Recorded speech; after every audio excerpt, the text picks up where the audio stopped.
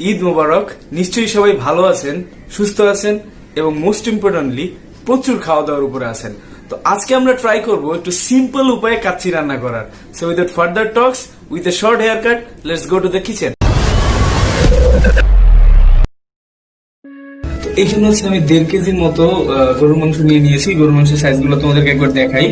এই দেখো, একটু বড় বড় করে কেটে নিতে হবে। হাড্ডির পিস গুলো সাধারণত কাচ্চিতে রাখলে বেশি মজা লাগে খেতে। দেখো, নলির পার্ট আর এই হচ্ছে সলিড পার্ট। খাসির মাংস আমরা ইউজুয়ালি খাই রেস্টুরেন্টে গেলে, কিন্তু আমি গরুর মাংসটাকে প্রিফার করি। আর তাছাড়া এটা বেশি অ্যাভেলেবল আর এটা মজাও লাগে বেশি। একটু ধুয়ে নিই।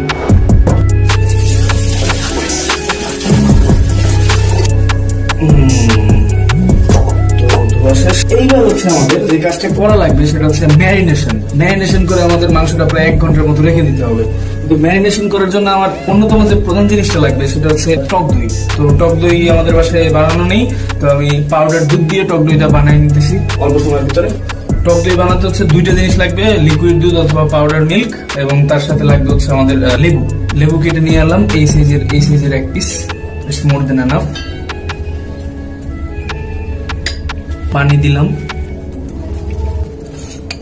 জাস্ট লেবুটা দিয়ে দিতে হবে। লেবু দিয়ে দিচ্ছি, এবং লেবু দেওয়ার সাথে সাথে দুধটা হচ্ছে ছড়া দিয়ে যাবে।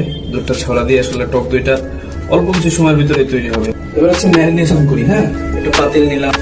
যতটুকু সম্ভব মাংস থেকে পানিটা ঝরিয়ে নিতে হবে, কারণ মাংসের ভিতরে এমনি কিছুটা পানি রিজার্ভ থাকে, সেটা বেরোয় যাবে।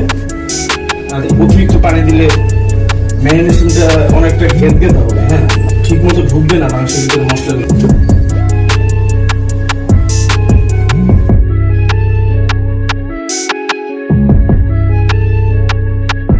এই মাংসটার ভিতরে প্রথমে আমি তেল নিব। তেলের অ্যামাউন্ট হচ্ছে তোমার ইচ্ছা মতো। হ্যাঁ, তবে 1 কেজি 1.5 কেজি মাংসের জন্য আধা কাপের মতো তেল নেওয়া উচিত। এই আধা কাপের মতো তেল নিলেই হবে ম্যারিনেশনের জন্য, বেশি নেওয়া লাগবে না। এটা হচ্ছে এখানে ঢেলে দিচ্ছি। এটা হচ্ছে আমার রসুন বাটা, এটা হচ্ছে আদা বাটা। এটা হচ্ছে 1 চা চামচ বা এই পরিমাণ নিলেই হবে। এটা আসলে চোখের আন্দাজে, অতটা টেন্স হওয়ার কিছু নেই। এই একটু নিলাম। লবণ স্বাদ মতো নিলেই হবে। বিরিয়ানি মশলা, রাঁধুনি রেডিমিক্স বিরিয়ানি মশলা, এটা নিলে আর কোনো প্যারা নেই। এমনি যে আমরা মশলাটা ইউজ করি কাচ্চির জন্য, সেটার ভিতরে আসলে আমাদের দরকার হয় দারুচিনি, লং, এলাচ, গোটা মশলা যেগুলো আছে সেগুলোর গুঁড়া, সাথে হচ্ছে জয়ফল আর জয়ত্রী। মূলত জয়ফল আর জয়ত্রীর কারণেই হচ্ছে ফ্লেভারটা আসে। তো এত ঝামেলা না করে, এত বাটাবাটি না করে এই একটা প্যাকেট কিনে নিলেই হয়। এটা হচ্ছে 55 টাকা দাম। মোটামুটি 1 টেবিল চামচ পরিমাণ নিলেই হয়ে যায়।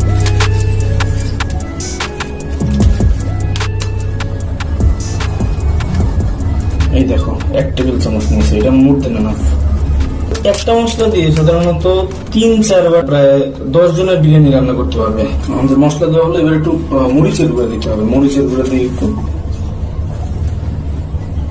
মরিচের গুঁড়া না দিলে একটু ঝাল হবে না, আর হচ্ছে একটু কালার হবে না। কালার আর এই জন্য একটু মরিচের গুঁড়া দেওয়া দরকার। এবার আমরা এটাকে ভালো মতো মাখাবো একটু।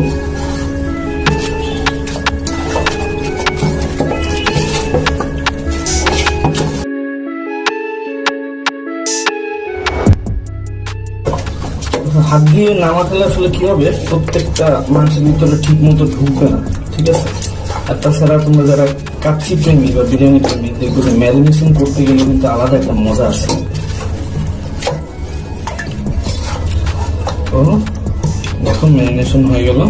এই তো এখন এটাকে 2-1 ঘন্টার জন্য রেখে দিতে হবে। এই 2-1 ঘন্টার ভিতরে মশলাটা পুরোপুরি ঢুকে যাবে মাংসের ভিতরে, ফ্লেভারটা চলে আসবে। এইটা হচ্ছে গোটা মশলা। ওরা গোটা মশলা দেয়, রাঁধুনির সাথে আগে দিত না। যখন এই কাচ্চি আলাদা বের করেছে তখন গোটা মশলা দেয়। এর ভিতরে আছে হচ্ছে তেজপাতা, এলাচি আছে, আর হচ্ছে দারুচিনি আছে। তো আমি সবগুলো একটু একটু দিয়ে দিয়েছি। এটা আলাদা বাসা থেকে সেটাও দেওয়া যায়। এই তেজপাতা, দারুচিনি ভেঙে দিয়েছি, ভাঙা একটু করে দেখালাম। আর এলাচিটা আমি দেখাতে চাই না, কারণ এলাচি অনেকে পছন্দ করে না। আমি বেরেস্তাটা একটু ডুবো ডুবো তেলে করতে হয়, না হলে চারদিক ঠিক মতো হয় না। তো দিয়ে দিচ্ছি।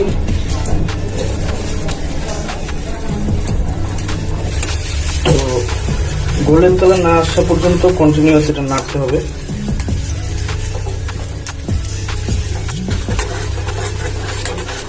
এবার কাচ্চির আলুটা ছোট ছোট করে কেটে নিয়েছি। এটা বড় সাইজেও কাটা যায়, তবে আজকে আমারটা অ্যাক্সিডেন্টালি ছোট হয়ে গেছে, খেয়াল ছিল না এক্স্যাক্টলি। এর ভিতরে লবণ জর্দা টর্দা মিশিয়ে মাখিয়ে নিচ্ছি। জর্দার যে লাল রংটা, এটার জন্যই কিন্তু কাচ্চিটা ইন্টারেস্টিং। বেরেস্তাটা হয়ে গেছে অলরেডি, উঠিয়ে নিয়েছি। এবার একই তেলের ভিতরে আমি আলুটা ঝলসে নিব। ঝলসে নিব বলতে বোঝাচ্ছি এটা আমি বেশি ভাজবো না, সিদ্ধ হওয়া নিয়ে আমার কোনো কনসার্ন না। এটা ঝলসে নিয়ে বাইরের কালারটা সুন্দর হবে, ওইটা ইফেক্ট। এই তো। আর এবার ম্যারিনেট করা মাংসটা নামিয়ে নিয়েছি। প্রথমে বেরেস্তা দেওয়া উচিত ছিল, বাট আমি প্রথমে বেরেস্তা দিতে ভুলে গিয়েছিলাম। এবার বেরেস্তাগুলো হাতের চাপে গুঁড়ো করে নিচ্ছি, তারপর আরেকবার একটু কষ্ট করে এটা মাখিয়ে নিতে হবে।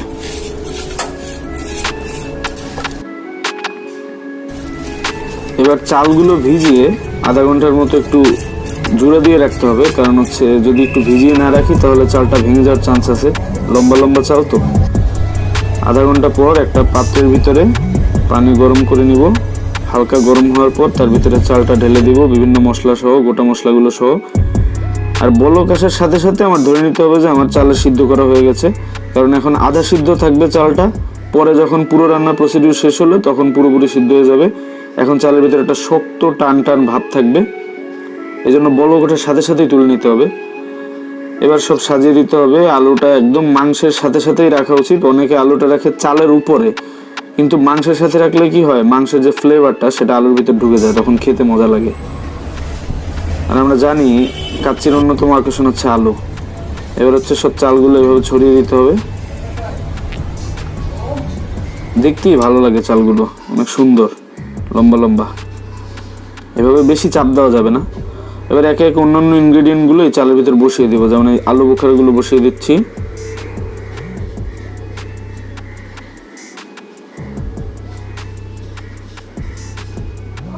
এবার কিছু কাঁচামরিচ গেঁথে দিব। এবার হচ্ছে কেওড়া জলের পালা। কেওড়া জলের ক্ষেত্রে আমাদের একটু সতর্ক থাকতে হবে, কারণ এটা যদি বেশি হয়ে যায় তাহলে কিন্তু খেতে একদমই ভালো লাগবে না। আর কেওড়া জল না দিলে কিন্তু কাচ্চির কোনো ফ্লেভারই আসবে না। কাচ্চির মেইন ফ্লেভারই কিন্তু হচ্ছে কেওড়া জল।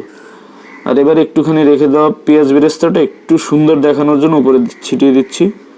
ওহ, সুন্দর লাগছে দেখতে। হালকা একটু গুঁড়ো দুধ দিয়ে দিচ্ছি। এখানে লিকুইড বা গুঁড়ো দুধ গুলিয়ে নিয়েও দেওয়া যায়, আমি একটু গুঁড়ো দুধ দিয়ে দিচ্ছি, এটা না দিলেও হয়। এবার ঘি দিয়ে দিব। ঘি যত দিব তত খেতে মজা লাগবে। আবার ঘি না দিলেও যে খারাপ লাগবে এমনটা না। এটা হচ্ছে নিজের প্রয়োজন অনুযায়ী, নিজের টেস্ট অনুযায়ী। এবার সামান্য একটু আটা গুলিয়ে নিচ্ছি কাচ্চির হাঁড়িটা সিল করার জন্য। আগেই তাওয়াটা একটু বসিয়ে রাখি, তাওয়াটা গরম হোক এতক্ষণে। আর এই ফাঁকে কাচ্চির হাঁড়িটা সিল করে দিচ্ছি। খুব ভালো মতো সিল করতে হবে যাতে দম বেরিয়ে না যায়। এই কারণেই কিন্তু এটা খুব কম সময় হয়ে যায়, কারণ হচ্ছে প্রচুর প্রেসারে থাকে। মানে অল্প সময়ে প্রচুর প্রেসারের ভিতরে থাকলে কিন্তু এটা তাড়াতাড়ি সিদ্ধ হয়ে যায়। তাওয়াটা অনেক হাই হিটে গরম করে নিয়েছি এবং এর উপরে এখন বসিয়ে দিচ্ছি হাঁড়িটা।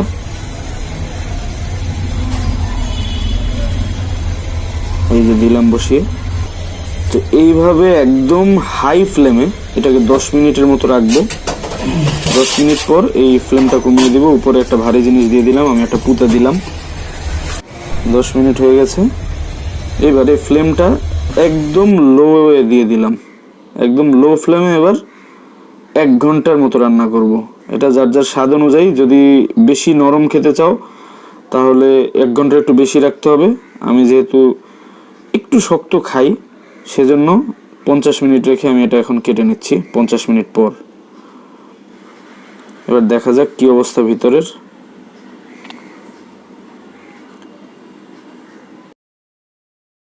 ওয়াও, মানে কাচ্চি কাটার মজাই আলাদা। এখানে অদ্ভুত একটা স্মেল আসে, আর কাটার সময় নিচ থেকে যত মাংস মশলাগুলো বেরোতে থাকে তত স্মেলটা আরো আরো গাঢ় হয়।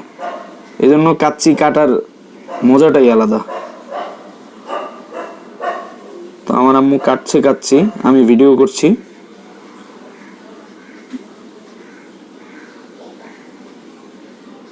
ওয়াও, কালার মিক্সিংটা সেই, কিছু সাদা কিছু হলুদ।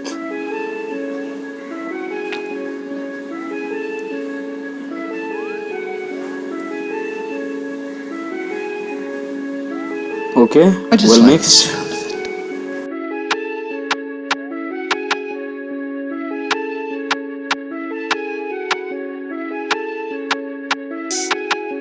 তো বন্ধুরা, অবশেষে আমরা বানিয়ে ফেললাম আমাদের হোমমেড কাচ্চি। একবার একটু মিক্স করি, পুরোটা একবার নিচ থেকে মিক্স করে নিই।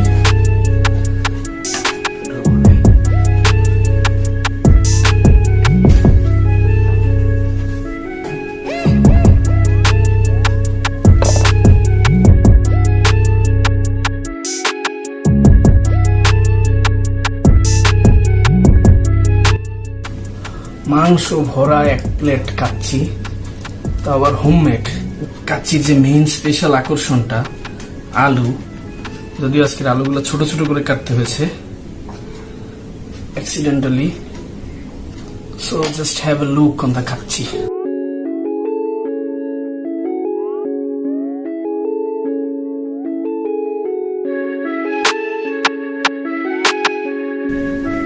এবার আসি আমাদের সেই কম্পারিজনে, সুলতানস ডাইনের কাচ্চি আর আমাদের হোমমেড কাচ্চি, এই দুটোর ভিতরে কি ডিফারেন্স। প্রথম কথা হচ্ছে, সুলতানস ডাইনের কাচ্চিটা ওরা যেভাবে রান্না করে সেখানে অনেক ধরনের মশলা ইউজ করা হয়, বিকজ ওরা প্রফেশনাল। যেই মশলাটা সাধারণত আমাদের বাসা বাড়িতে ইউজুয়ালি অনেকের কাছেই থাকে না, যেমন কাজু বাদাম বাটা, পেস্তা বাদাম বাটা, কাঠবাদাম বাটা। স্বাদের ক্ষেত্রে ওটা কতটুকু ভ্যারি করে সেটাই আসলে আজকে আমি এখন দেখবো। আপাতত এইটুক নিলাম।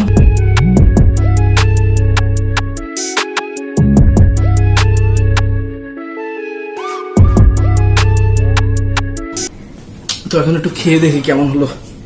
নিজের হাতে বাসমতি কাচ্চি, তার সাথে একটু মায়ের জাদুর স্পর্শ। খুব গরম হয়ে আছে, 5 মিনিট হলো চুলা থেকে নামিয়েছি। বিসমিল্লাহ, চালটা টেস্ট করে আগে। চালগুলো পারফেক্টলি সিদ্ধ হয়েছে, আর আমি কাচ্চিতে যে তেল তেল ভাবটা পছন্দ করি সেটা এটার ভিতর আছে। আমি তোমাদের সুলতানস ডাইনেও বলেছিলাম যে কাচ্চি কয়েক প্রকারের হয়, একটা হচ্ছে ড্রাই কাচ্চি, একটা হচ্ছে ময়েস্ট কাচ্চি, স্পেশালি ইন্ডিয়ান সাবকন্টিনেন্টে। বাট আমরা যারা বাঙালি আছি তারা কিন্তু একটু ভিজা ভিজা থাকবে এই কাচ্চিটাই বেশি পছন্দ করি, একটু হাত লাগালে হাতে তেল তেল লেগে থাকবে। This basmati rice is quite well. আর এই হচ্ছে মাংস। আসলে যখন দেখি যে এরকমের একটা প্রসেসে মাংস রান্না করলে এটা একদম মনে করেন যে মেল্ট হয়ে যায় বা গলে যায়। দেখেন, এটা হচ্ছে মাংসের cartilaginous part.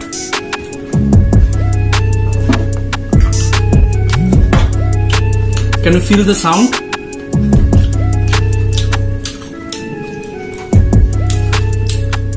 It's a leg portion. একবার রান্না করেছি, আজকে মোটামুটি সাকসেসফুল বলা যায়। আলু বসারা,